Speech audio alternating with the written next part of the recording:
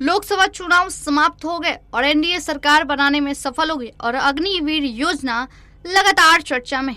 वहीं देश में 2 साल पहले अग्निवीर योजना में बड़े बदलाव हो सकते हैं। जी हां, 2 साल बाद जिस तरीके से सरकार का नया गठन हुआ है और 23 जून को अग्निवीर योजना को रिलॉन्च कर सकती है। इसके तहत अब अग्निवीर भारतीय सेना में 4 साल की जगह 7 साल तक नौकरी करेंगे। वहीं बता दें, केंद्र की मोदी सरकार ने अग्निवीर योजना के नाम बदलने के साथ साथ इसकी समय सीमा भी बढ़ा दी है। सूत्रों के अनुसार अब अग्निवीर योजना का नाम बदलकर सैनिक सम्मान स्कीम कर दिया जाएगा। अब अग्निवीरों की नौकरी 4 साल से बढ़कर 7 साल हो जाएगी। साथ ही उनकी एक मुश्त सैलरी में भी बढ़ोतरी की जाएगी।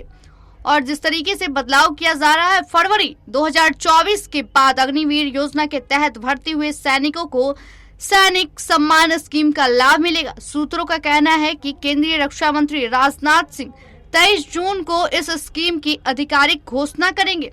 सैनिक सम्मान स्कीम के तहत अब अग्निवीर सेना में 7 साल तक नौकरी करेंगे और उन्हें 22 लाख की जगह 41 लाख रुपए दिए जाएंगे। अब उनकी ट्रेनिंग 22 हफ्ते की जगह 42 हफ्ते होगी। 30 दिन की छुट्टी बढ़ाकर 45 दिन हो जाएगी। और बता दें, अग्निवीर को 7 साल की नौकरी के बाद केंद्रीय भर्तियों में 15% छूट मिलेगी। साथ ही अब 25% की जगह 60% जवान परमानेंट होंगे, यानी 60% सैनिकों को सेना में अस्थायी नौकरी मिलेगी। जिस तरीके से डेथ पर 50 लाख की जगह 75 लाख रुपए मिलेंगे। बता दें आपको, लोकसभा चुनाव में विपक्ष अग्निवीर योजना की मुद्दा बनाया था। जी हां, लगातार आपने देखा होगा कि राहुल गांधी क्षेत्रों में घूम रहे थे तो अग्निवीर योजना लगातार वो उठा रहे थे।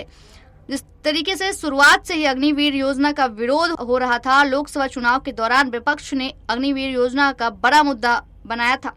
इसका जमकर विरोध किया गया था। केंद्र में तीसरी बार एनडीए की सरकार आने के बाद अग्निवीर योजना की फिर से समीक्षा की जा रही है। साथ ही एनडीए के घटक दलों ने इस स्कीम की समीक्षा करने की मांग भी की गई है।